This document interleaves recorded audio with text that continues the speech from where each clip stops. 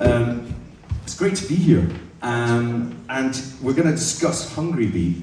First and foremost, is this the book that you've always wanted to read?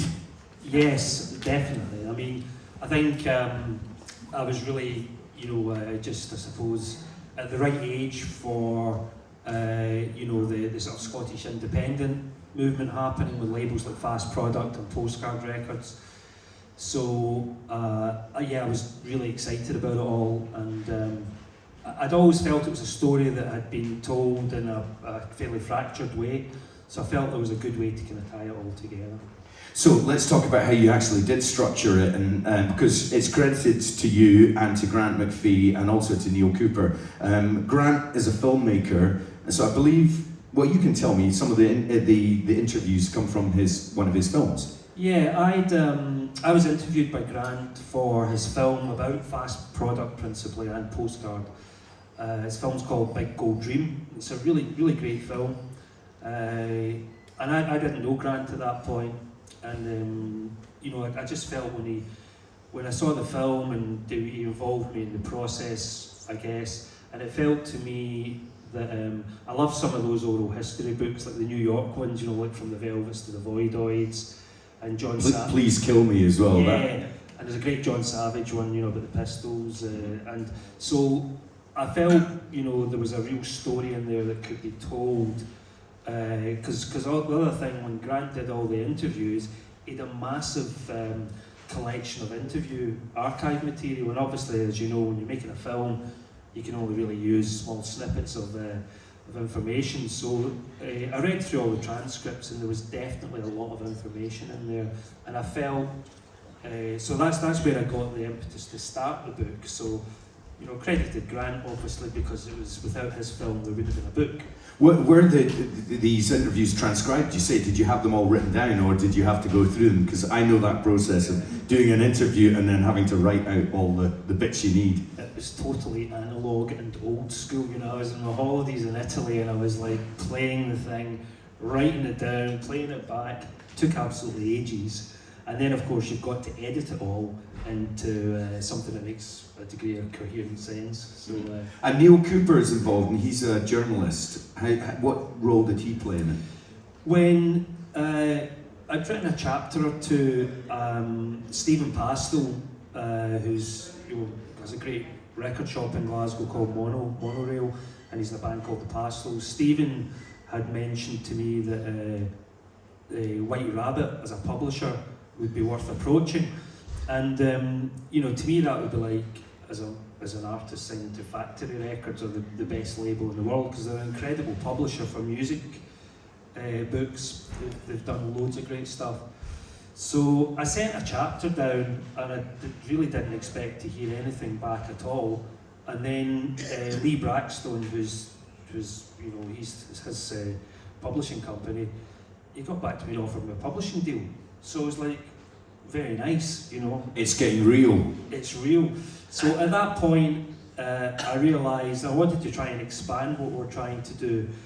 So Grant and I approached Neil to maybe try and do some more interviews. So he did some interviews with Bob Last and Hilary Morrison from Fast Product, and with Jeff Travis. So he really contributed, and he was just a great sort of sounding board, for what we're trying to do. And the three of you are mega fans. I think the three best people, when I heard the book was being made and I saw who's involved, I was like, well, that's going to be the absolute perfect book. I couldn't imagine three other people, because Neil, as a journalist, has in many ways kept that kind of scene and those memories alive. He's done many pieces about it, obviously Grant with the film and you with the label Creeping Bent, which we'll maybe talk about in a second.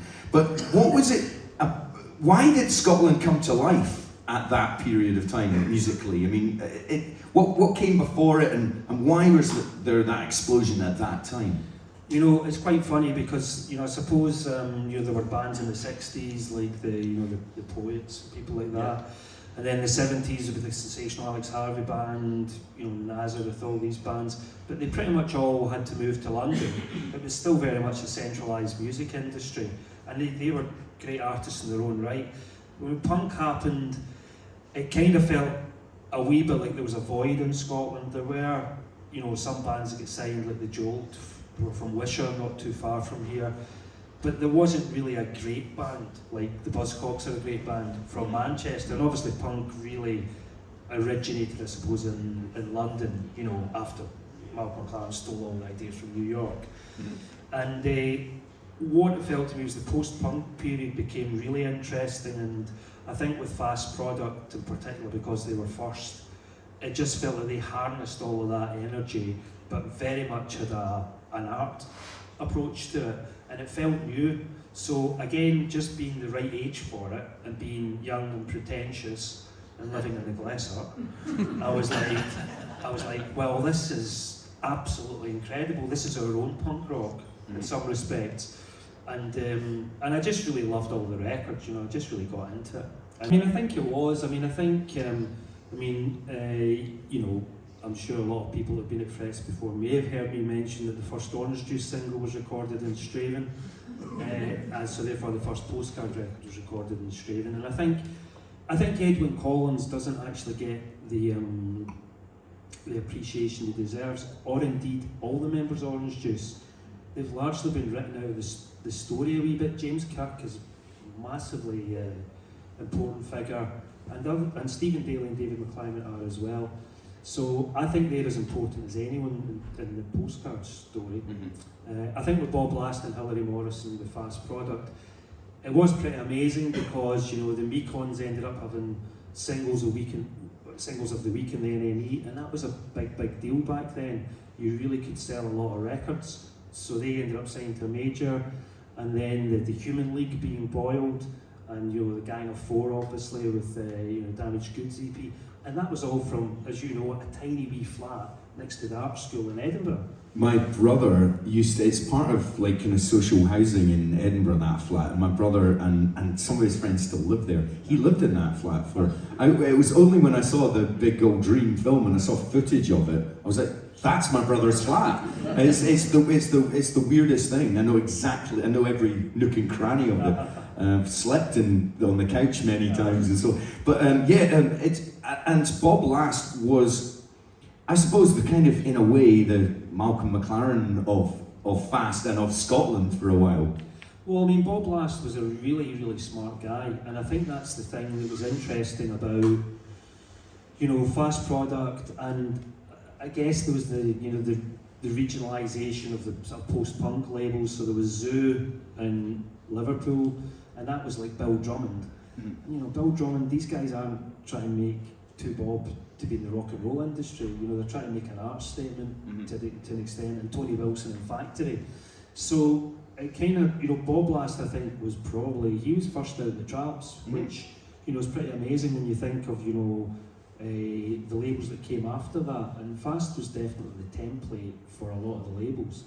I think that even though, as you said, a lot of the characters within the Postcard story perhaps don't get their dues, I think the Postcard story is maybe a little better known to people who follow underground rock music, indie music, etc. Whereas the Fast story isn't told as much. And yet Bob Last has had huge success in a way that perhaps a lot of the Postcard characters, I mean, Edwin Collins is obviously a household name, but I mean, Bob Last isn't a household name, but is probably a very rich man, I would imagine. Yeah, well, I mean, Bob Last, they put out the Human League single, which was this primitive electronic track, and, you know, quite experimental, played by John Peel, so being boiled. And then literally 2 years later, the Human League were #1 in the American singles chart. And that's an unbelievable story, really. And Bob Last was the manager, and he charted all those kind of waters. And I mean, Bob was a really smart guy. He had the intellectual nous and the business facility to go into multinational corporations and get them to do what he wanted them to do. Now, anyone that's been involved with a major record company knows that that's a difficult thing to do. They're tricky buggers. And Bob got them singing to his tune, which is that again is, you know, is an amazing part of it. But he's an artist really, but he was also a very successful rich businessman now because of all the money he made out of those bands. And then went into movies and so on as well. And, yeah, he's a big movie producer. And what was the the Manchurian Candidate, is it? And the opening sequence is the Prats. It's teenagers that John Peel played from Edinburgh, from Ox Gangs in Edinburgh, called the Prats. And they had a song called Disco Pope. I mean, I'm sure some of you will be, and I mean, they were literally 14, 15 years old, and it is an absolute racket. And he managed to sync that to a huge Hollywood film. Only Bob Lass could do something like that. Exactly. Just more generally, what do you think it was about the kind of music from Scotland that was coming out at that time that set it apart? I think it was great. I think, you know, the bands on Postcard were amazing. I think what they had, Fast felt more conceptual to an extent, and I think Postcard had the tunes. I think the great thing that Alan Horn recognised, they always knew good songs, and Orange Juice had loads of great songs. There were great songwriters in the band, and then you had, you know, obviously Aztec Camera, you know, Roddy Frame from just up the road in East Kilbride, and Campbell Owens, they were amazing, Go-Betweens. So I think the records and the songs were really the strong point for these labels. And also, in some ways, I think if you look at all of it, it's sort of more than just pop music as well. There was an aesthetic, there was a philosophy, a kind of conceptual ideas that went into both the Edinburgh side of it and the Glasgow side of it, if you want to put it that way. Yeah, I mean, they were definitely about art, you know, as opposed to commerce, but they obviously did quite well and they got people's attention because they were good.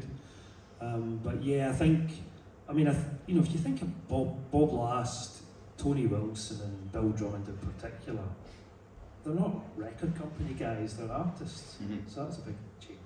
And you may downplay it, but you played a part in this as well. I mean, Article 58 and the Kingfishers. Tell us a bit about what it was like to be a young man buying these records and sort of being a part of it, even if you were kind of on the edges of it. Yeah, well, Article 58 were very much minor players in the story, but we did record a record in Strathaven in the same studio that Orange Juice recorded in. It was produced by Malcolm Ross and Alan Horn, and that got released. And we were the world's biggest Joseph K fans, to the extent that we probably were like a fanzine called the Sons of K. And we were actually proud, we weren't embarrassed, we were like, yeah, that's right, we are, you know. So we toured with Joseph K, and that was so exciting because it was an amazing period, and we were all 18, you know, so it was a great thing to do. And when Article 58 split up, I started a band called the Kingfishers with one of the guys from Article 58 and a couple of guys from Restricted Code. But probably by that point we were thinking, right, the more astringent Joseph K approach of Article 58, we wanted to be a bit more melodic, so we tried to rip off Burt Bacharach. That's not easy when you can't play the guitar, you know. So. Well, but that's sort of what fascinates me about that sort of period, and then what happened perhaps next in Scotland is that the ambitions were lofty, even if the technical abilities weren't. You know. Yeah, I think that is the thing. The ambition was there. You know, there was a really amazing thing. Like it's almost like an entryist idea, where suddenly you had these people that couldn't really play their instruments, but they thought, well, we've been on John Peel, we've been in the NME. Why don't we go for the real charts? Why shouldn't we be in the real charts? I think Roddy Frame was probably one of the most ambitious, you know, and you know, he moved to Rough Trade to try and execute that ambition, and then he didn't think twice about kind of dumping them and going to Warner Brothers, which is where he eventually got Oblivious into the charts. Yeah, and Somewhere in My Heart should probably be the Scottish national anthem, to be honest. Yeah, it gets played often at Hamilton Accies ground because Campbell Owens' son plays for Hamilton Accies now. So, and of course, Hamilton Accies being useless at most things, Campbell didn't even play in that track. I mentioned just briefly earlier on Creeping Ben. To me, Creeping Ben has taken the Postcard and Fast aesthetics and ideas and music forward. What was your sort of your idea behind the label, and it continues to this day? It was very much based on Fast product, the excitement of buying those records and listening to John Peel, and actually John Peel playing the Article 58 single was always probably still the most exciting thing I've ever experienced, because it was, remember we used to rehearse in a chicken hut out in Glassford, believe it or not, and we were driving the singer back to Hamilton, and as you drive over there at night time, you just hit a sort of top of a hill, and you could see like Ravenscraig was all burning away, you know, industrial Motherwell, and John Peel played the Article 58 single, and it was just like, how did that happen? How did we make a record, and how did we manage to get on John Peel? The next song is by a band that were signed to Postcard Records called Joseph K. It's called It's Kinda Funny. 1, 2, 3, 4.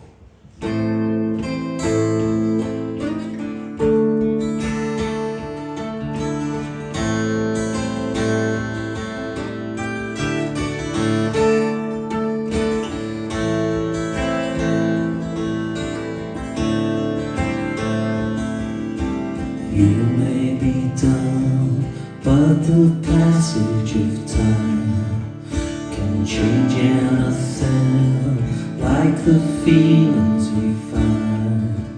So I'll disappear through the crack in the wall, and the memories I leave will mean nothing at all.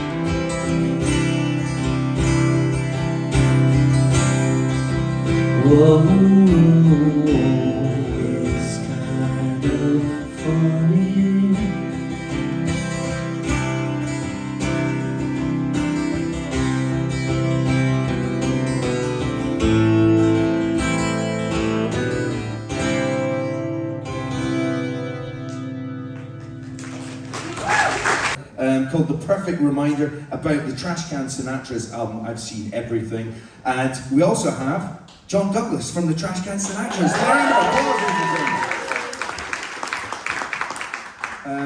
And as I said earlier, there's a lovely merch table out the front. You can grab a copy if you haven't already got it. I've got my millions of questions here, but we'll have a chin wag. I'll come to you from an I was there perspective in a minute, John. But first and foremost, Craig and Stephanie, was this a lockdown project?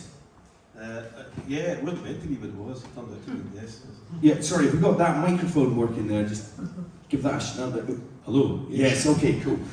So it wasn't meant to be, but it ended up being. It turned out to be a lockdown, yeah, and it was quite lucky because if you've read the book, you see interviews with various people in it, and some of them were transatlantic, and I could wag on my work hours around a wee bit and make sure I could, you know, so it was quite good for that, yeah. Well, tell me, how did you come to the idea of doing this, and did you guys know each other beforehand?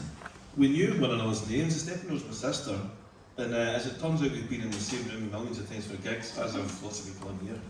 And we met through this. The sort of Ian Smith from last night from Glasgow was the catalyst that getting it together. He asked Steph to take some pictures, She suggested me to write it. He already had considered me to write it. And working on that. Because I was going to say, was Ian Smith from last night from Glasgow? Did he sort of jump on it afterwards? But it was actually he was the But his idea was he wanted to have it as a posh fanzine. That was his words, a posh fanzine. And his idea, because the Trash Cans have got a really strong, loyal fan base, very patient fan base, as John will know. And so, anything that the Trash Cans name on, they'll dive onto it. So Ian's idea was that when the album was reissued, we could speak to some of the fans about their favourite songs and write about them. And I said, well, hang on a minute, there's a better story to be told, because as you said, John was there. I was actually there for a wee bit as well, just by luck, by happenstance. I rehearsed in a band that was in Shabby Road, and I would often hear them murdered in hay fever upstairs and stuff like that. And so occasionally I found myself in the room when there was playbacks on and stuff. So I said to Ian, there's a better story than just speaking to Davey from Motherwell, about kissing his girlfriend for the first time and all that stuff. There's better stories to be told. So I went away and wrote about hay fever, asked John about it, and he said, you best ask Paul. So I got some John and Paul stuff together, wrote it down. Way back when they recorded it, I was really friendly with Paul from the band, the Stephen from the band, and we would go to the Crown in Irvine, and they would record stuff and come back and see what we're doing today, and they would just chat in the pub about the songs. So I really wanted it to look like we sat at the table talking about what they'd done, even though half the band are in America, Glasgow, Ayrshire, they're all spread out. But the idea was to make it look like we sat around the table and talked about the songs. So I put this thing together for Ian, about the kind of Douglas was saying, he sent a chapter off, and then Ian said, I'll not stand in your way, go and write that. So it ended up being not a posh fanzine, got 20,000 words, 30,000 words, 50,000 words. I think it's an absolutely beautiful book. I mean, it really is. I mean, the hardback for a start, and then it's full of these incredible photographs as well. Stephanie, how did you get involved in the project then? So I had heard through the grapevine that last night in Glasgow were re-releasing my favourite record. So I sent him a message on Messenger just saying, I've seen everything. And he just sent back out, he literally just said, I've got an idea, do you want to meet for a coffee? And this was in November 2020. So we were in lockdown, but that was in the middle of the it's going to finish really soon period. But it was the Glasgow lockdown that went on for 4 months. So we met in Tinderbox on Byres Road. And it was like the last day that a cafe could open. There's lots of really significant dates in my head. And he said, maybe we should do something a bit more, maybe some photographs. And I said, I've got some pictures of trash cans from back in the day when I was a photography student. And then kind of within about 12 hours, we got Craig confirmed. It was a few months later, we got a designer involved who's also a fan who's done lots of stuff for the trash cans. And I was like, oh yeah, in January I'll start taking photographs. Unbeknownst to me, not only was Scotland in lockdown, Glasgow was in a longer lockdown, and I lived in G42, which was lockdown Plague Central. So I actually got a longer lockdown than Ayrshire. You were kicking about, and I was still stuck in that town. So yeah, it was a lot of set of circumstances. So logistically, how did, because I mean the photos are great in the book, they really are, and there's lots of them as well. I mean, when did you take them? Good question, because Craig had written about 10,000 words by January, and I was panicking because I'd not taken a single photograph, because it was at the not leaving the house for more than one time a day stage where you couldn't meet people outside stage. So I thought, what am I going to do? So that's when I started, rather than focusing on portraits, focusing on illustrating the songs. So I would, because you weren't really meant to be out a lot, I would go out at midnight and early hours in the morning and shoot my medium format film camera, all these long exposure pictures that became some of the illustrations for the songs, like Iceberg. There's like a long exposure in a park at midnight in the middle of the snow. So and then I started doing the portraits in the beginning of March 2021, and the first person was Roddy Hart, and you can't really tell in the photograph, but I had to use a long lens because you weren't allowed to be close to people. And we were kind of breaking lockdown in theory because I was working, but you weren't meant to meet people apart from that. So we were like skulking about a warehouse down at the Clydeside, and you can tell he looks quite nervous in the photograph. It's quite funny, and I've known Roddy quite well, so yeah. Yeah, well, I mean, there's a lot of portraits as well, so it's kind of like picking and choosing your times, meeting them, 10 minutes later, it's done, bye! Literally was, like, the first month of it, I managed to do about 12 portraits, and I call them 10-minute portraits because that's literally what they were. And by about the April, I could maybe hang out with people for half an hour, but yeah, before that point it was like, sit down, have a chat, a coffee, how are we going to do this? And somehow or other that worked in quite a lot of the photographs. Craig, it's a deep dive. I mean, it's taking an album and doing a fairly weighty tome about one record. Yeah. Did that sort of daunt you? No. I've read enough music biographies and I know what I like to read, and I know that people like to read things like that. And I know if there's a story there. I love the minutiae, like, you know, like John playing with kitchen pots and pans to get water percussion and stuff. And maybe people are bored by that. I think that's brilliant. And I love hearing, you know, the key chair on Orange Fell. Didn't know that was there till I started doing this, and now I can't not hear it. Those things like that. Yeah, there's all sorts of stuff there. And one of the most shocking things for me is that Frank doesn't like the sound of his own voice. I mean, What's that about? that's insane. But yeah, okay, when did you first hear and come across the Trash Cans, and why did you fall in love with them? Oh, right, yeah. That goes way back to Irvine. There was, Irvine had, like most small towns, you grew up in a similar scene, everybody played in bands, and everybody played in one another's bands, and it was very competitive and all that kind of stuff. And then it came out of that, the local band scene, and then Irvine sort of fractured into two. There was the people who thought the Trash Cans were terrible for singing to a record label, and others that thought it was brilliant, you know, there's your pals doing that. And then the Trash Cans bought the studio, and the first thing they did was rent out all the rooms to their gullible pals who had no money to do it. And so we had a room, and we would rehearse there all the time. And so I knew them, I knew them before Scurry Rocks, and then when they released their Scurry Rocks, I've been getting by them ever since, really. I was really lucky getting tapes. I would go into the rehearsal room sometimes, and Paul would leave a little demo tape in the amplifier and say, what do you think of this? So, and still to this day, Paul sent me stuff. So it's great. And did you hear them working away at new songs? You know, taking it from like a 2-3 chord bit into an actual, masterpiece. The title track, I've seen everything. It's in the book. I can see myself right now in the room.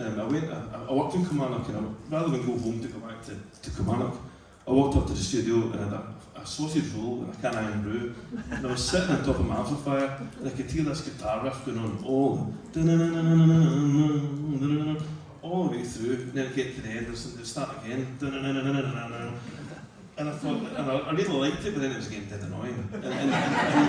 And then the rest of the band came in, and we turned up and never heard them, and that was it. And then about a week later, I got another tape from Paul, and it says, I think the first track's a single, what do you think?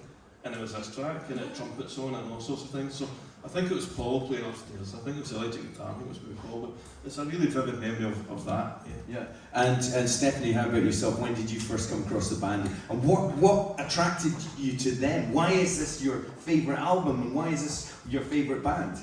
So I was 16 and it was Billy Sloan. I had a lot of people get into the Trash Cans because of Billy Sloan. He played their demo, which, you know, you can play demos on radio then, a big show. And it was just, I remember hearing Obscurity Knocks, and I was obsessed with his show. I used to record it. Sometimes got back, because I think I was doing my hires at the time, so I'd have to like record it and then let the tape run out and listen in the morning. But they were playing in the CCA, the Third Eye Centre, sorry, like a few months later. And my friend Caris, who's there tonight, we were 16 and we were obsessed with the Trash Cans. We went to see them. And I can remember that gig so clearly. It was boiling hot. There was like water getting handed out because people were nearly fainting. It was so hot.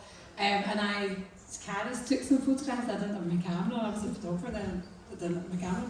And that was kind of the beginning of the love affair with the band. And then when I've Seen Everything came out, I dogged photography college to go down and see them, and launch the album in HMV, and I've actually bookmarked that photo. 2 seconds. So that is Trash Cans in 91, 93, I'm getting it wrong, 93 in HMV in Argyle Street. And not changed a bit. Not changed. You've not changed at all. So I think like that's one of the few photographs I've actually got of the band, because the record shops are all gone, but we're still there. You're still there, exactly. And we're all still here, something doing it. So that's that record for me is just soundtrack so much of my life. It's so special. You go through every song. I mean, there's a chapter to every song. We'll get back to it, but so I'm going to ask you the hardest question ever, which is, why are these two and a lot of people in America and many people around the world obsessed with your band? Why do they love you so much? The quality. That's the correct answer, ladies and gentlemen. Yes, I mean, I don't want to be glib, but we kind of devote our lives to it. You know, it's what we do. And we knew it was the very first time we got together in a room and did something of our own. Within us, we all knew something really special was going on within us. Whether it would go anywhere, we didn't know, but we knew that we were going to have fun. You know? And you're dedicated to it. And you're difficult as well. You do things your own way. You don't let anyone. Is that a bad thing? No, it's a great thing. But I'm just. Was it always like that? Was it from the first kind of few practices and the first time you got together and realised you were a band? Was it?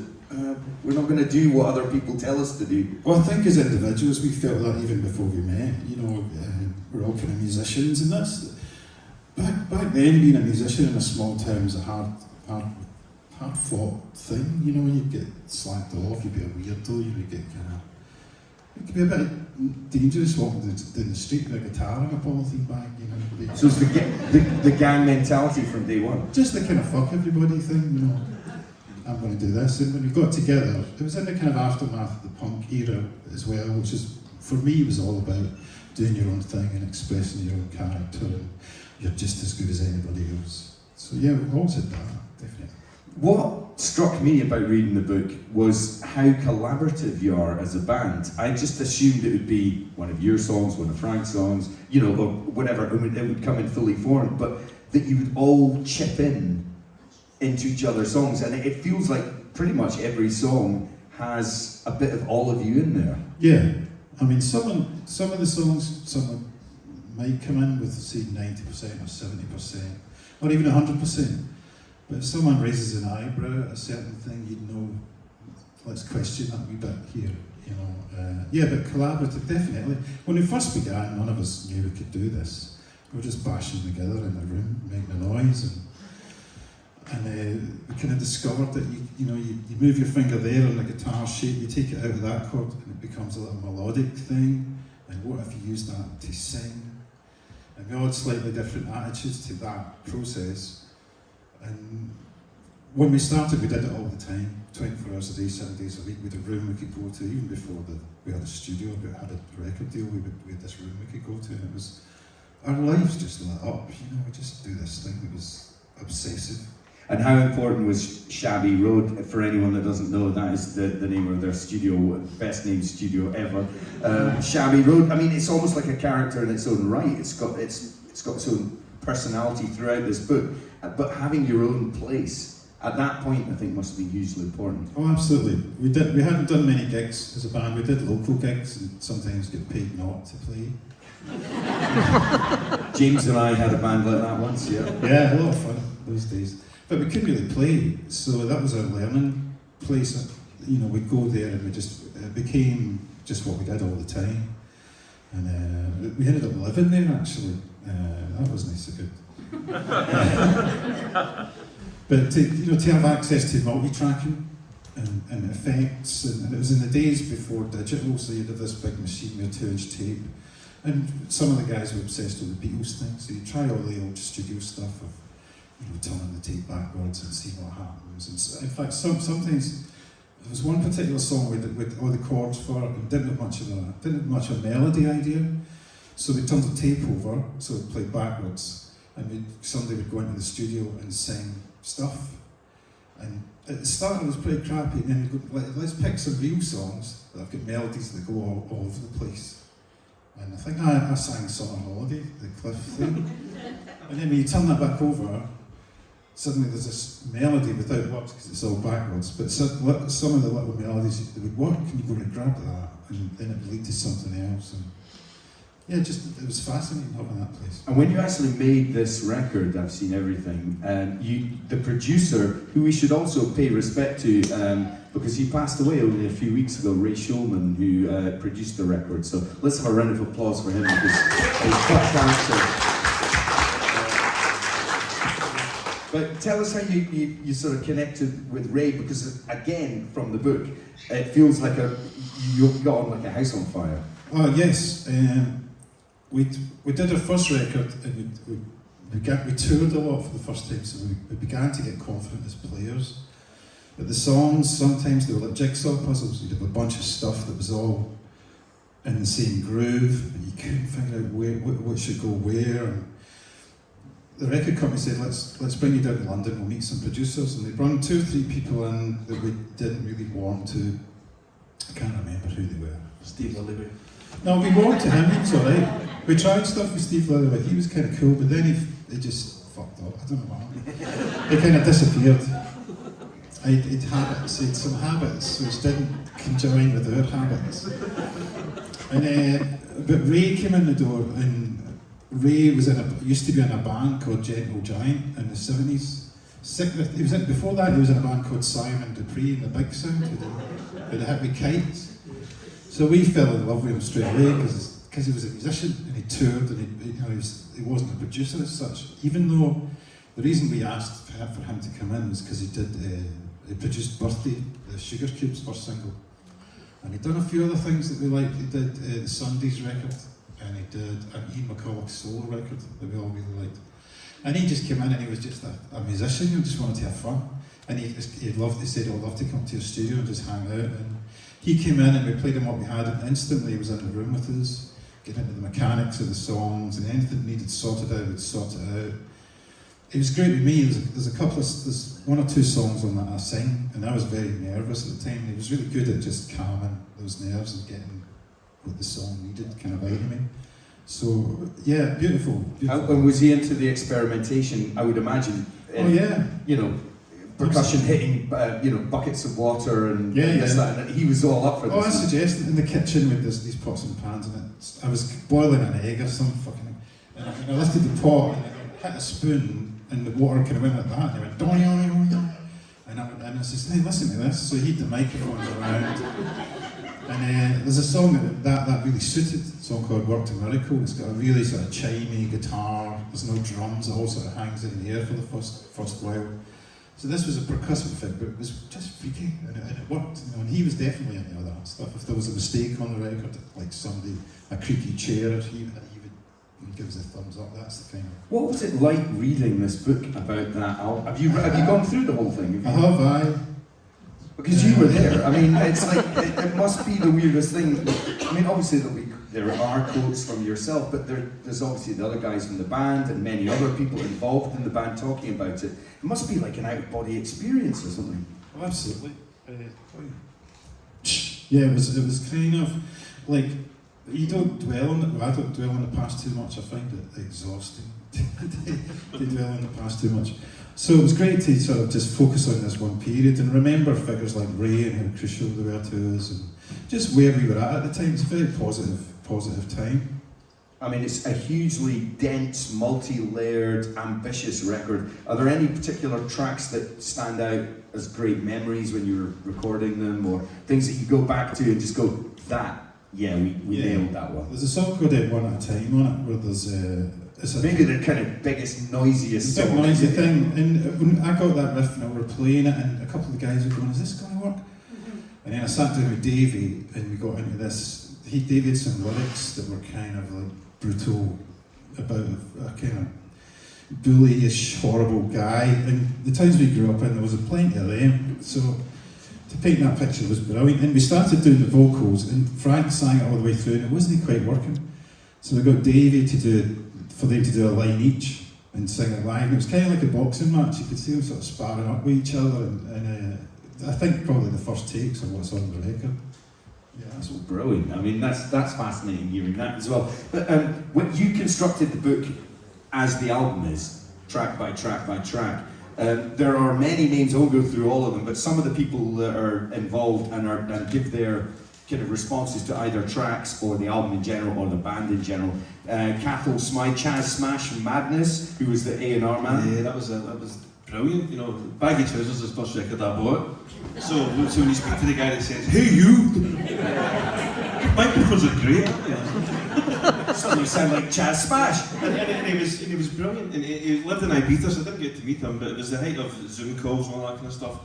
He was just a laughing man and funny, but he had so much love for the band, you know, and it comes through. He was great. He once threatened to punch my lights out. That's another story, ladies and gentlemen, for another time. Maybe at the bar later. Anyway, loads of other people: Fran Healy, Emma Pollock and Paul Savage from the Delgados, Sean Welch from the Beautiful South, Gary Crowley, TV and radio presenter, Pete Paphides, esteemed journalist, all sorts of people. And they don't just talk about the band in a kind of, oh yeah, I remember them. It's like, I love them, I adore them, and that touched my heart. And definitely my favourite. Oh, actually, maybe that one's my favourite. Oh no, and they would maybe choose a favourite, but they would always have 3 or 4 other favourites just underneath. Yeah, totally.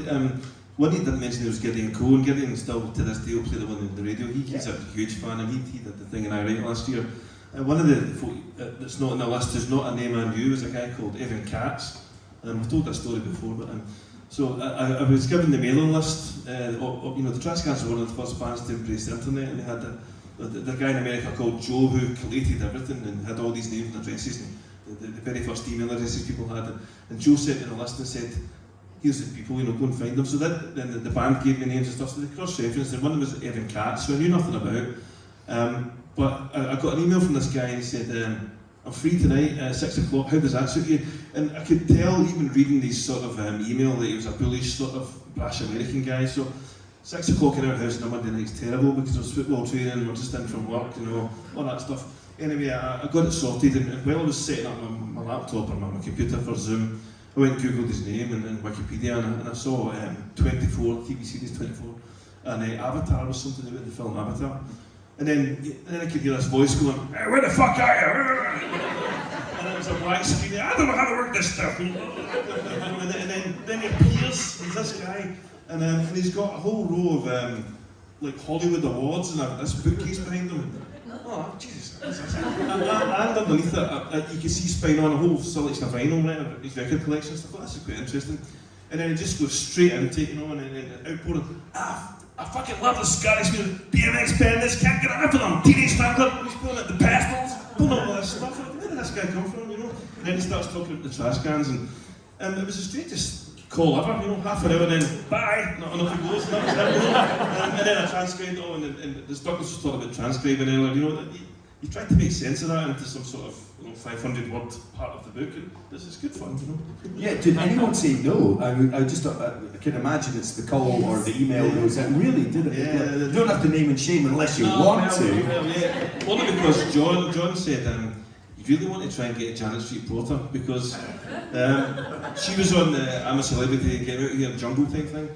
And apparently there's a clip where it goes to the break, and just as it's going to the break, she's talking to someone and saying, do you know who you should listen to if you like music? Trash Cans and Actors. Trash Cans and Archers, right? So she's saying that. And John said, you want to get her? So I went through, getting these people, as you know, you don't just phone them up, you have to go through agents and managers and layers of people.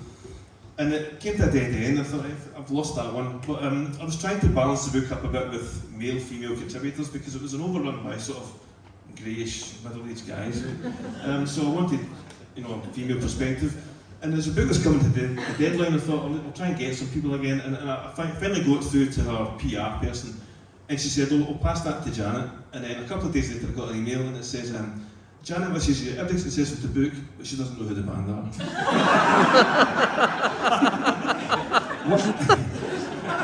I tried to get Tom York from Radiohead for the Fife book that I did because apparently he lived in East Newcastle Fife for a bit, or in East, you know, and I couldn't get to him, but maybe one day.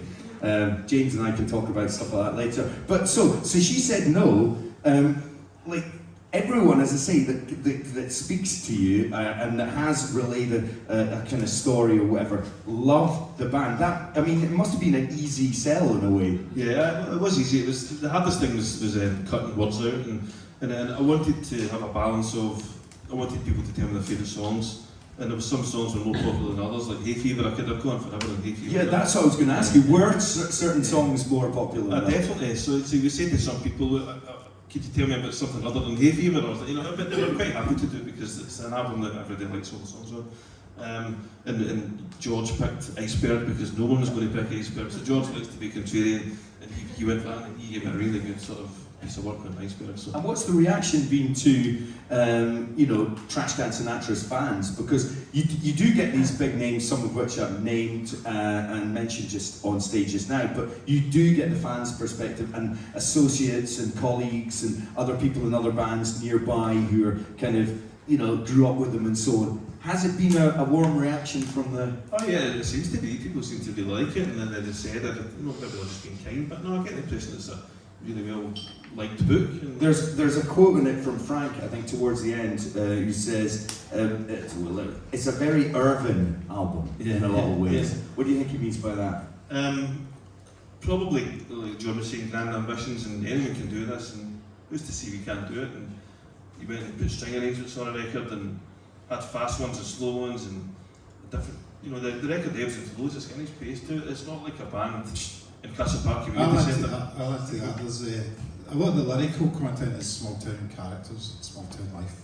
I only realised this kind of looking back on it. In our own lives in those years and those times. Somebody asked me if it was said it reminded them of Undermilk Wood lyrically. And I just discovered that when we were doing this record. And then looking back on it, I think that's what Frank means by the Irvin record. It's the kind of the characters and the lives we were leading in a small town. It's not a city record, I don't think. Yeah, well, do you know what? I think that's probably a good point to leave things and move on to some music. Stephanie Gibson, Craig McAllister and John Douglas, please ladies and gentlemen. Your advances get refused. If you've ever had to deliver a knockback, this is for you. There's a knockback in the song, and the guy's right. It was going to be a disaster. I was playing in Ireland. I did a gig in Cork about a month ago, and I asked Liam if there was a Cork phrase for the knockback for getting advances refused. And he said, "Yeah, the fuck off." So if you're ever in Cork,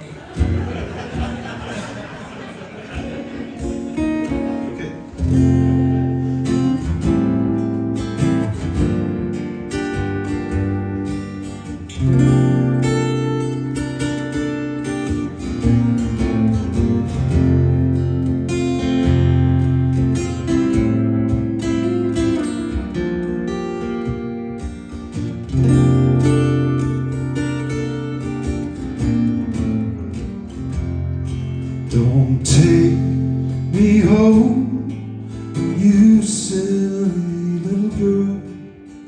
I'm not the fella for you. Don't wait for a sign of hope from me, 'cause I'm not the fella for you. The love that feels lost will one day be found, but you won't find it round here. So go on home and shed your little tears, and don't come around here no more.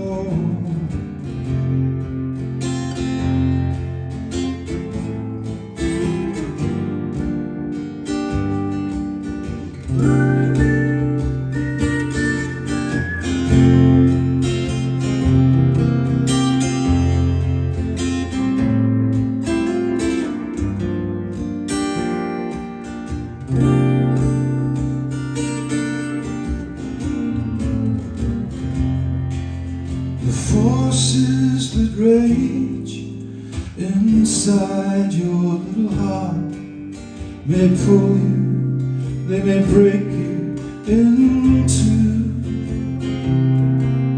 When loneliness grows and blows your world apart, and the yearning comes calling on you, I'm not the fella, I'm not the fella, I'm not the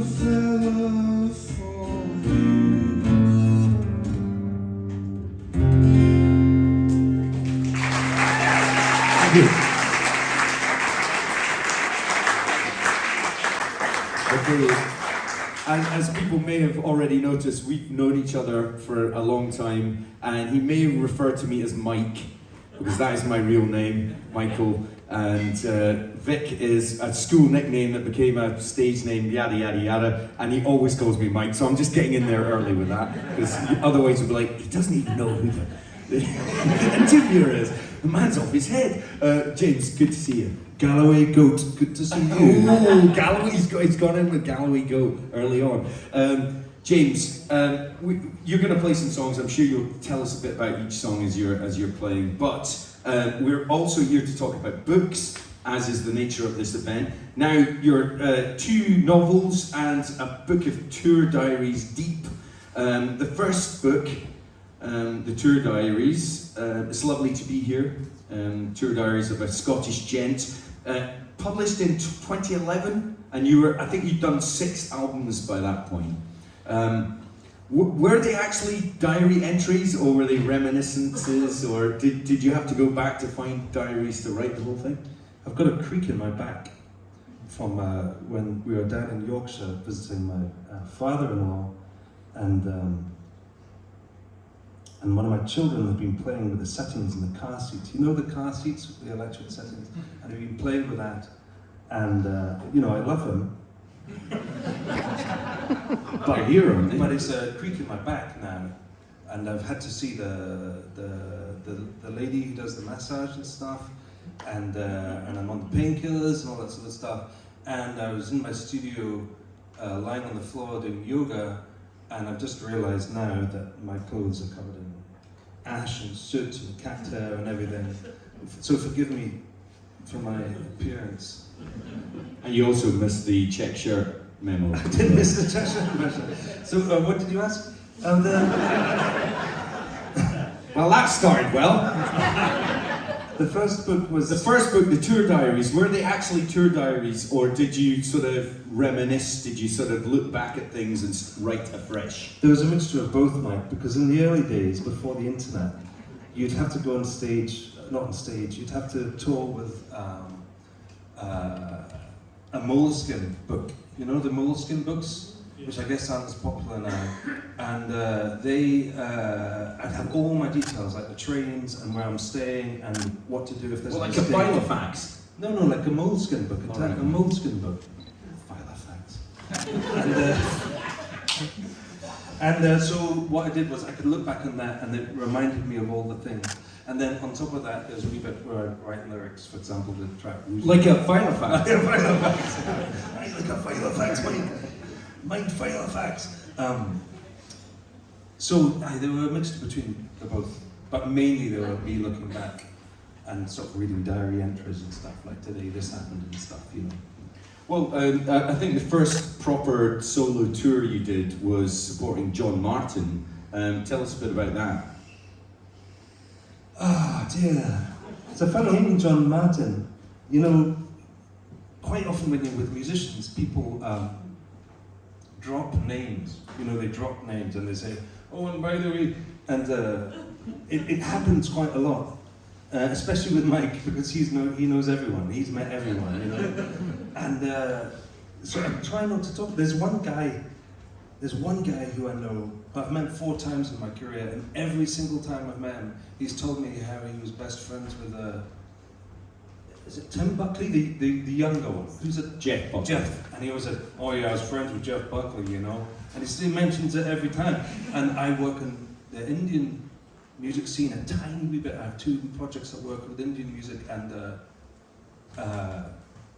name that some of those guys drop, it's always Ravi Shankar. And that's great, I tell you, but the amount of times his name is dropped, you have to think he played a lot of gigs. Oh yeah, Ravi gave me this, all right. So, and then it got to, and then in the Scottish traditional scene, there seems to be a thing where they bring people out who of course you're never going to hear, oh, have you had Mavis Malone? Mavis Malone, I know. I saw you stand once in the toilets at Glasgow, Celtic, and that sort of thing. And it just became too much. So what I started doing was I began, do you know the guy Gordon Strachan, the Scottish footballer? And you know the guy Bobby Gillespie from Primal Scream? Yeah. Well, I took Bobby and Strachan, so I had Bobby Strachan, and then I just invented a history for this. Hey, have you heard Bobby Strachan? No, I haven't heard. Oh, you should hear Bobby Strachan. He's the one, like, what a guitar hero Bobby Strachan is. And then, but of course, I'd forget what he did, so he became like a concertina hero. Do you ever meet people that you've told like a couple of Bobby Strachan stories to? This is true. When we were up at the Open Folk Festival last May, a band played a set of reels, and the middle one was called Bobby Strachan. Going back to John Martin, that first tour, I'm just wondering, you know, the nerves of playing, the excitement of playing, the kind of rigmarole of going round and round, you know, whatever it was, 30 odd days, and I would imagine watching John Martin deck people on a nightly basis as well. How was that a bit of a baptism of fire? You know, I'm making light of it, but you know, we could do a whole interview about that tour and what it meant to me as a musician. Mike and I had been in bands during our 20s, and we'd been struggling, and you know, the highlights was we'd get a couple of plays on evening session, and we did like one tour of France and that sort of stuff. But really, we were pushing and getting nowhere. And then when I left the band, I was in with Mike, and his band became much better because I left, because we were pulling in different directions, you know. And when I left, he went more his way, and it sounded straight away. It sounded like he's let loose. It sounds much better. Whereas I went to do this kind of stuff. But when I got that tour, that was an extraordinary thing. And I'd only done one solo show before, and here's a name clang, which was Bert Jansch. Clang. Which was supporting Roy Wood and Wizard. Which was with Bert Jansch. So I did those 29 shows with John Martin, and I went on solo and absolutely terrified.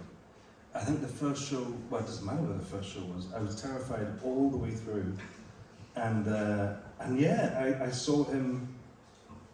Obviously, he's done some amazing music. He'd done some amazing music, but obviously he was a terrible person. And I saw both sides, including decking promoters, and including falling over on stage because he had had too much to drink. And the main, I've said this before, but the main thing I learned from playing with him was two things. One is be nice to the support act. He was fine to me. He was totally fine.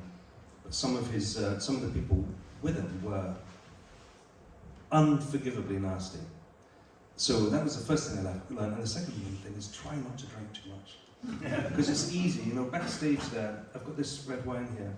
Backstage there's maybe half a dozen bottles of red wine, there's loads of beer, cider, all that sort of stuff. It's free alcohol when you're touring. And when you're touring, say you do even a 3-week tour, which is what I try and keep it to these days, you can get seriously drunk every night for 3 weeks and no one will say a word. They'll be like, oh, I'm delighted. I'm doing drunk.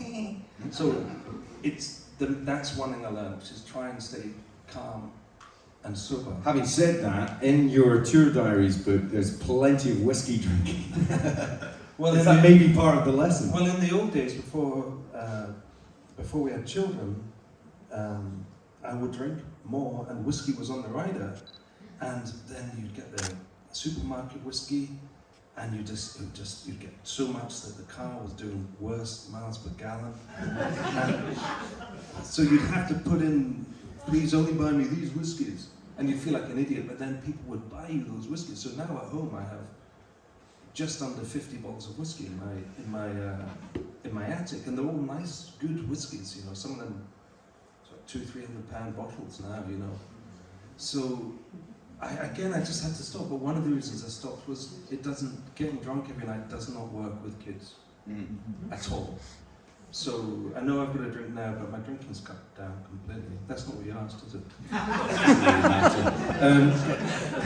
We'll move on to your fiction books, but there are loads of stories in the tour diaries book which I love. But there's one that I think you mentioned briefly in the book, but you've told me personally as well, was at the point when you were about to sign or potentially sign a deal with a record label, and you were doing a little showcase night in London at the Heavenly Social, and there was a table full of people at the front talking. Would you recount that story? Because I always find it quite an amusing one. Do you know the one I'm talking Yeah, about? I know the story. Jesus, I found a cassette tape of that recently actually as well, Mike. So I was playing at the Heavenly Social, which if you know it is a lovely little gig. But when folk are talking, it's a terrible gig because you can't hear yourself.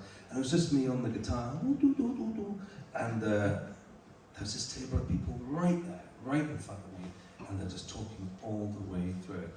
And I was furious because I'd come all the way down from Edinburgh to London and I didn't have the money for that sort of thing. You know, I would have been on a £30 fee or something.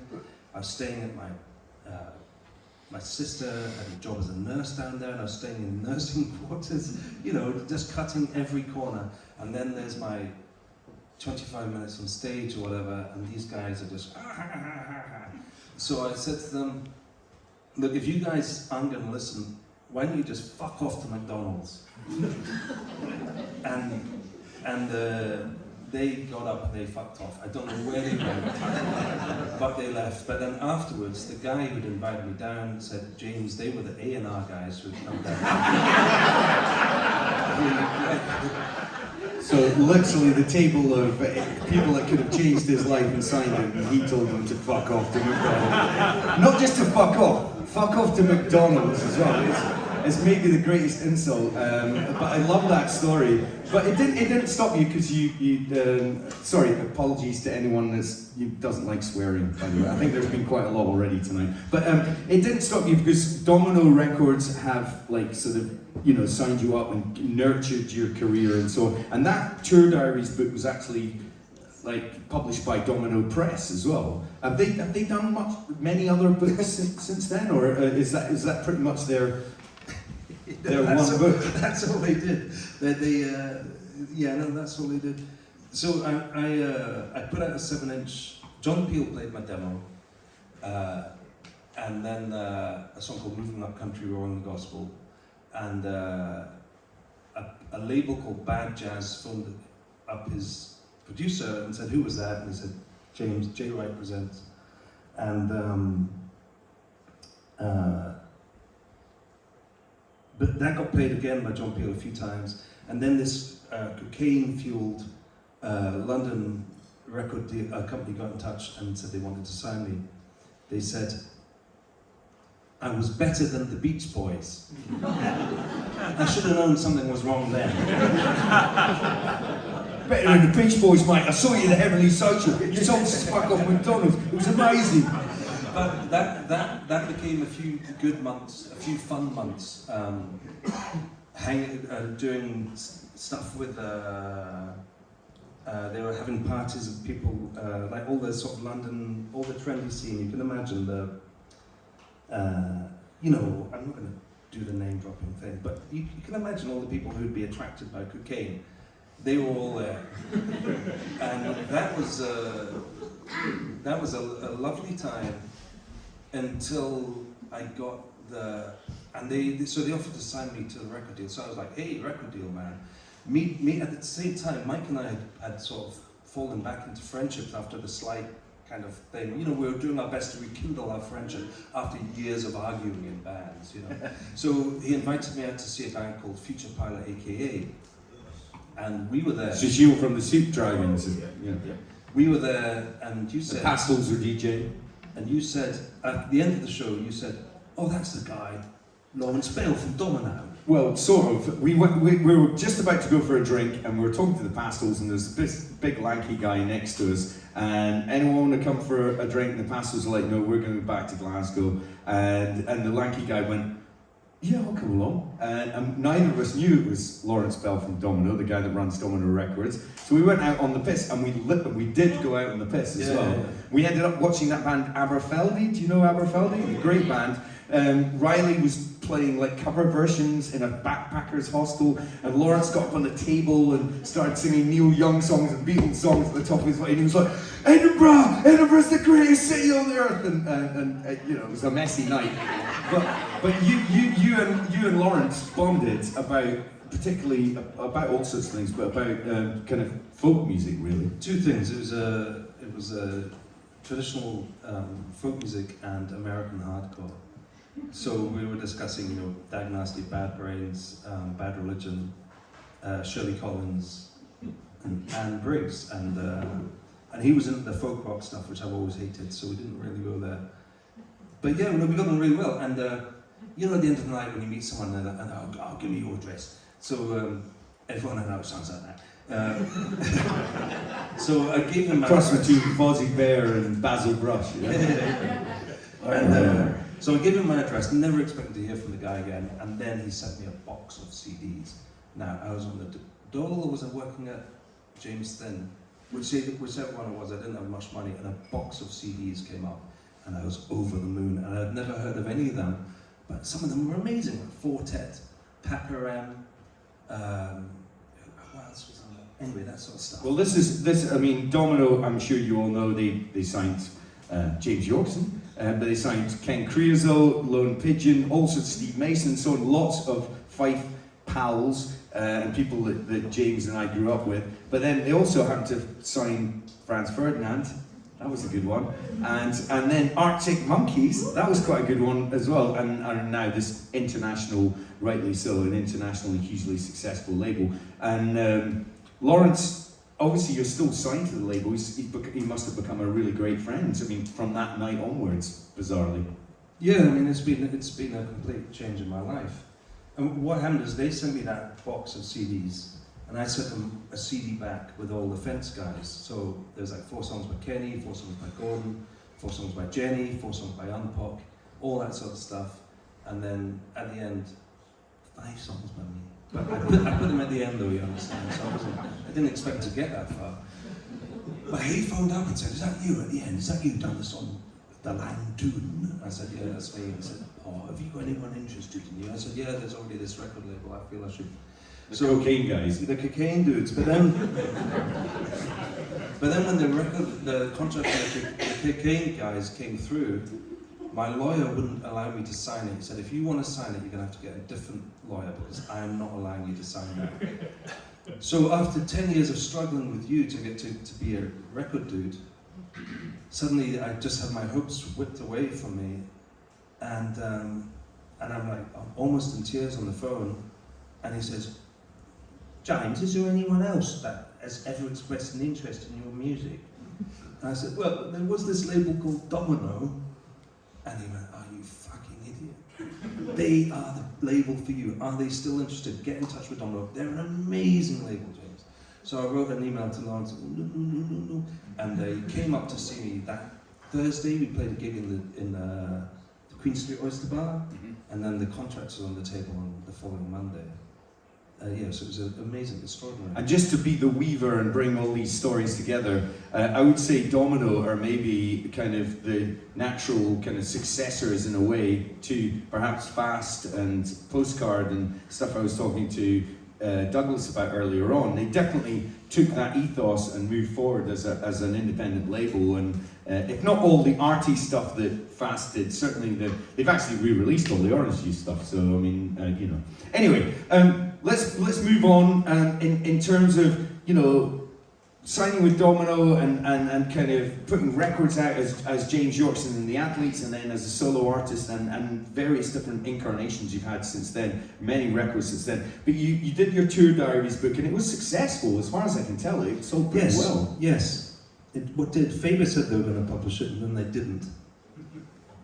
But then it came out the same week as Faber's new Bob Dylan book, and for that first week it outsold the Bob Dylan book. Ooh. Every week since, it hasn't. But it was good fun. People seemed to. It was mostly okay. Mostly okay. I got a bit of trouble for some of the writing. What do you mean by that? Well, I'm from the East Nook, and my mother and everyone, like a lady of a certain age, tends to get called a wifey.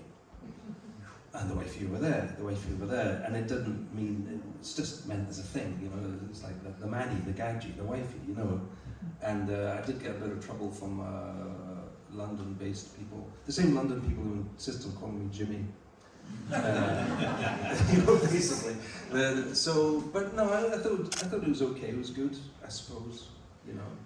Going from writing tour diaries and kind of what you know, i.e. what you do every day, to actually writing fiction, that's a leap of faith, but also, you know, it must have been in the back of your mind. What made you go for it? Had you written 3 or 4 books up to that point, or what was the kind of spurring moment to make you go and write a novel? You know, I loved writing the Tour Diaries book, and there's something about songwriting is an amazing thing. You know, when you were a kid and you got a new Star Wars figure, and it kind of gave you that joy, and you had a new Star Wars figure, and if you're feeling a bit blue, but I've got the Darth Vader, you know, it kind of gives you a wee lift. Songwriting's like that. If you, like nowadays, like if I write a new song, it kind of, oh yeah, I've got this new song, you know, and it's like, gives you a wee kind of protective thing. So I love songwriting, but it's always a wee compressed thing. So the prose, the freedom of the long form prose was something I was really curious about trying. And I came to the conclusion that there was no point trying to write one like Ian Rankin or W.G. Sebald or any of these people. The only person I could try and write it was me. And that way, if it went well, then I could just carry on writing like me. And it meant I had 2 things going on at once. One was writing songs and one was writing books. And they really supported and helped each other. If the book wasn't working, I could go to songs. If the songs weren't working, I could go to books. And I just found it a lovely, rich, warm, inviting. Well, there are two novels out. The first is 3 Craws, and like 3 Craws sat up on a wall. People will know the kind of nursery rhyme song thing. But also, you had a trio of songwriters that you'd get on stage with every now and again. King Creosote, the Pictish Trail, and yourself, and you called yourselves 3 Craws. How did that sort of feed into the idea of this book, or did you just like the title?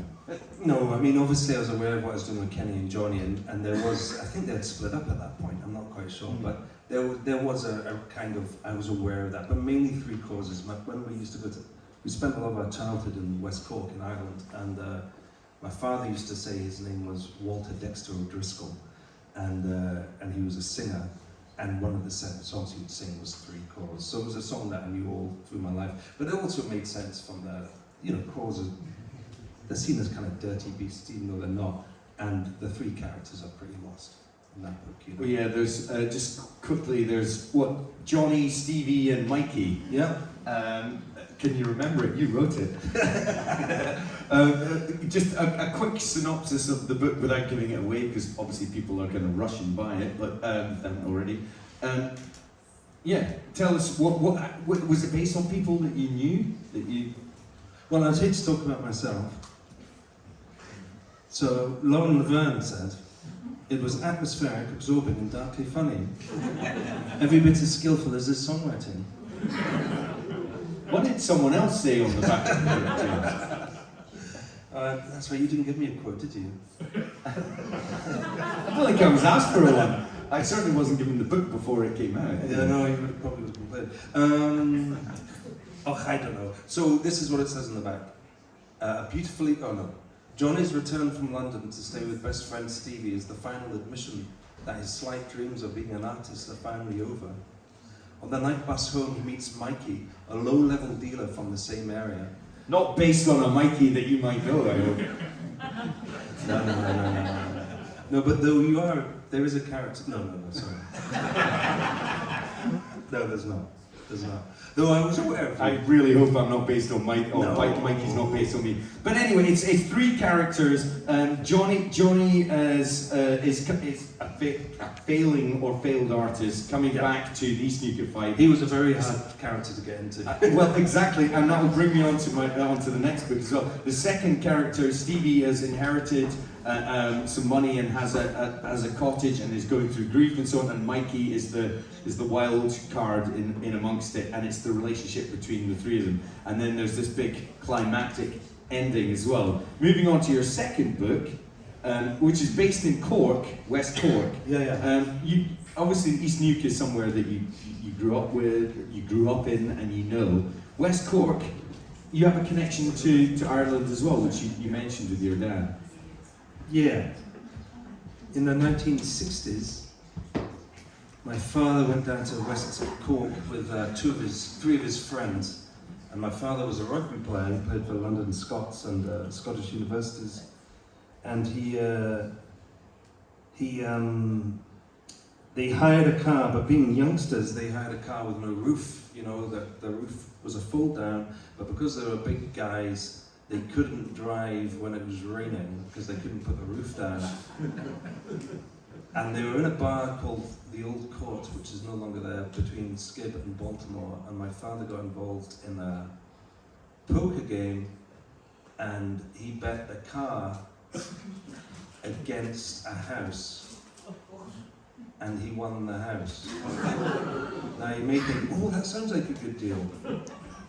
The house had no roof. It had, and when we started going, I mean, there's photos of me there when I was an infant. I can't remember that. When I was there, I can remember having running water and an outside lavatory. But if you speak to my mum about it now, she's that bloody house. And she remembers having to climb to the top of the hill to get to the well, to get and cleaning our nappies with freezing cold well water. You know, so it wasn't like we inherited this amazing thing. But yeah, I spent most of my childhood summers there, and then I went down with you once, didn't I? Or twice even. Yeah, we did a songwriting, a bit like John was talking about, like kind of, let's get some inspiration, let's go somewhere else and try and write some songs. So we went down to your family's kind of, I suppose holiday home, but you know, that's maybe giving it. It was nice. It was. Oh God, I'm digging myself. It's nice, but it was out in the middle of nowhere. It was quite difficult to get to, and we had to hitchhike there. And then we wrote a bunch of songs there, or we tried to. Yeah. Which were all shite. No, you'd spend all day hitchhiking to get a loaf of bread, wouldn't you? Because, James. Aye. So what? Sorry, what was the thing? It doesn't really matter. No, it doesn't matter. So Book of the Gales is the that's newest book, and it came out in that's October last year. And as much as I like Three Claws, and I genuinely liked it, this one gripped me even more. It's got the kind of climactic ending, and it follows a father who is yet again a kind of a failed artist. He's a poet in this case. He's a failed poet. So I'm seeing Is there another book coming with an artist who's down on his luck? Yeah. I mean, there is a book in the middle, but it got bought up by a production company to be made into a film. I mean, I don't know if it will be, but that's what happened to it. So. Well, Fraser, the father, is a Scotsman in West Cork, takes his 2 children to Dublin on a road trip.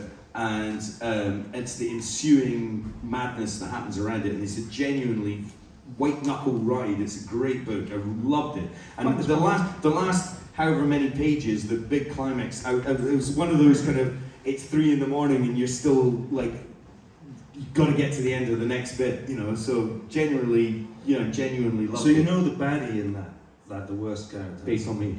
Absolutely. Don't say that. Me anyway, too. look, we talked enough about books. I think you should play some music, but it's always a pleasure. I mean, as you might imagine, James and I, we've known each other all our lives. We could talk shite all night. I've written a book about him, which he's not talked to me about at all. Was I supposed to do that? Oh, hang on. Look, here's Mike's book. Here it is. It's all right. It's all right. No. It's fine. No, because you'll be bringing this up for years. Well, you never talked about my book. This is Mike's book. Songs in the Key of Fife by Vic Galloway. The intertwining stories of the Beta Band, King Creosote, KT Tunstall, James Yorkston, and the Fence Collective. So what made you write this book, Mike? It was all because of you, James. Oh, I love you, I love you. Look at all these things you've got. These are the bits I'd read out. Look. That's why he's a successful DJ, and I am. So when did this come out? This was like, to be honest, it came out 10 years ago, and it's sold out. You can't buy it unless you buy it on Kindle, on digital sort of version. You can't buy the book anymore. But it's all about King Creosote, the Beta Band, Katie Tunstall, James, all the related characters. In a nutshell, I just thought, if I don't write this, these stories are going to get lost pretty soon, so I did. And the stories were lost immediately afterwards because the whole thing went. well, the final photo in it is King Creosote and Pictish Trail, Johnny and Kenny and Johnny, who holding hands walking down a flight of stairs or whatever, and I wanted to use that because that was the end of that particular period, unfortunately. They don't speak to each other anymore. I'd speak to both of them, but I have to be very careful what I say to one of them. But it's strange when you write a book about your friends or about people you know, inevitably there's going to be a bit of kickback. Steve Mason kickback a little bit. I can't believe you put that bit in the book about me saying this about Ian. And I was like, did you say it? Did you mean it? And was it true? And he went, yes, yes, and yes. And I was like, well, there you go. That's why it's in there. It was very flattering that you wrote it, Mike, I have to say. I don't think we deserved a book written about us, but it was very flattering. Well, I do think you deserved it, and lots of people thought so. So anyway, one day I'll get it repressed and correct all the mistakes and all that sort of stuff. But anyway, ladies and gentlemen, let's hear it for James Yorkston! Vic Galloway! Wonderful to me. And, when you bring a musician home, that can't really be what a parent wants. You know what I mean? Oh yes, he's released 20 albums, okay. And why haven't we heard of him? But this is a song about my father-in-law. His name is Brian. And he's a super sweet old guy. He's really into Leeds United, the football team. And he talks right old, funny, fashioned Yorkshire. So, so we try and take a lot of that into the family and use it in our everyday speech. For example, if the alleyway beside our house is a snicket now, and that sort of thing. Just lovely words, but the one that we love the most, the one that we use the most, and even my siblings are taking it on board, and my mother is as well. As if something fucks up. For example, if I'm down there and I burn the soup, he will say, "Oh, James, you've Manchestered it."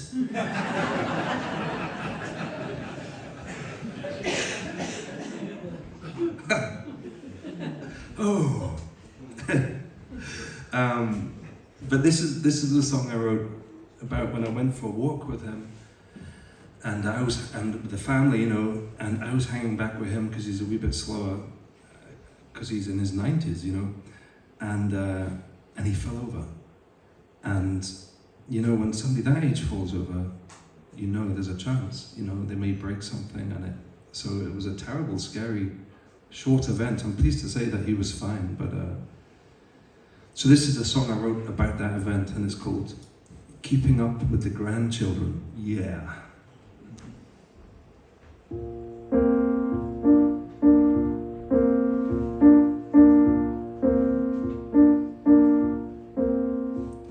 I went walking with old Brian up that slight hill behind the park.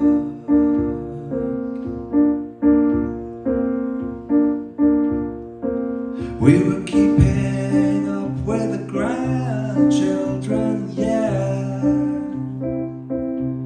when out of nowhere he tripped and fell and started rolling like a wrestler, like an actor playing a crab caught in the tide, and I was scared, boys. Sure, you'd possibly understand. I was scared, boys. And Brian caught my eye. What's happening at this stage in my life?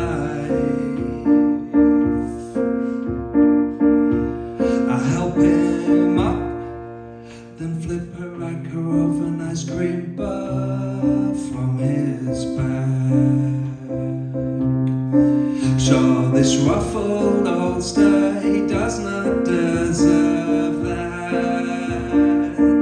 He ain't no youngster, he ain't no actor, playing an older man.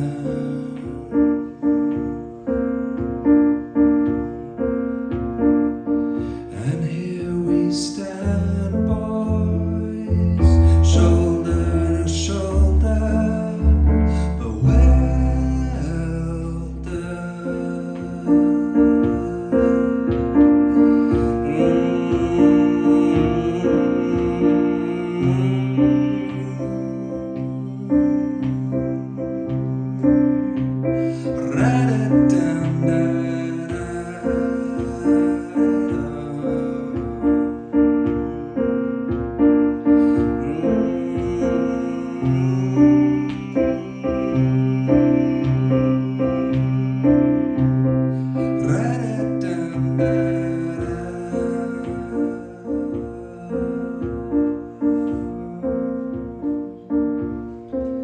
And though the afternoon is ours alive,